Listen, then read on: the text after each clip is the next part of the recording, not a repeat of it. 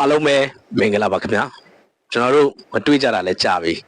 ကျွန်တော်အားလုံးကိုတတိယလွှမ်းပါတယ်ဒီတစ်ခါမှာတော့အောင်တမွေရဲ့ကြပြလေးအားကျွန်တော်ရွတ်ဖတ်ပေးမှာဖြစ်ပါတယ်ချစ်တော်များအားလုံးနားတော်တာဆင်ပေးကြပါအောင်ခင်ဗျာကျေးဇူးတင်ပါတယ်နေကောင်းနေမြတ်လေးဖြစ်ပါစေ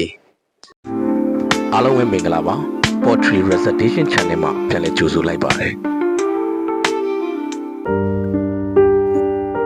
တစ်ခေါက်တစ်ခါရောက်လာပြန်ပေါ့ຫນွေတောင်လေတွေတိုက်လို့ຫນွေဥပေါက်ရောက်ပြန်ပေါ့နေ့ရက်အသေးတွေနဲ့နေ့ရွက်အသေးတွေပေါ်ဖျက်လျှောက်ရင်ခုန်တန်အပိုင်းစာတွေချပြောက်ခဲ့ဘူးသောနေ့ရက်တချို့နှလုံးသားတွင်အမဲဆက်တွေလိုစွန်းထင်းနေခဲ့ဩຫນွေဟာလှောင်ရည်စွာနဲ့သားပြင်သို့ဖျက်အတိုက်မျက်ရည်ဥတွေကြွေကျတရိယာမှတ်မိနေသောပုံရိပ်လေးများ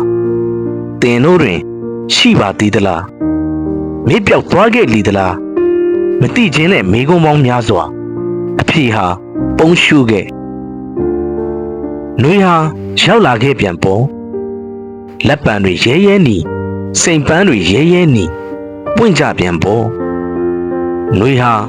ပူလောင်မှုနဲ့အတူရွေးချယ်ပိုင်ခွင့်တွေမပေးခဲ့တစ္ဆာပန်းလေးရင်မှာမဝတ်ထားတော့ဘူးလား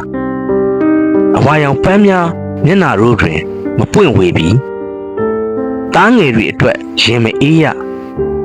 ကုံစင်းလုံးတွေဟာလည်းတန်ပူချောင်းလိုထိုးဆွကန်နှလုံးသားတို့တွင်နာကျင်မှုများနဲ့အတူအတန်တို့ပင်တိုးတိတ်ခဲ့ကြအော်နှွေးဟာရောက်လာပြန်ပေါ်အမောင်ဝိယုံချုံရန်ကုန်မြို့ကြီးဟာတဖြည်းဖြည်းတိတ်ဆိတ်ခြောက်ကက်တုတ်တန်တစားပြင်လိုခိုးဆိုးတွေဟာခြေတန်လုံးစွာထွက်လာခဲ့ကြအရှိန်မသေးမီးခဲပမာຫນွေဟာရောက်လာခဲ့ပြန်ပေါ်ຫນွေဥဟုသောအနက်မှာအတိတ်တဖန်မွေးဖွားခြင်းအားတစ်လောင်ခြင်းအတိတ်တဖန်ဖြစ်ခြင်းရှင်သန်ထမြောက်ခြင်းပြန်လည်တိုးပွားခြင်းဆိုပြီးစသောအရာများကိုဖော်ညွှန်းတဲ့ထိုကဲ့သို့ပင်ကျွန်တော်တို့အားယူနှုတ်ထားခဲ့ကြပေါ့အောင်တာမွေ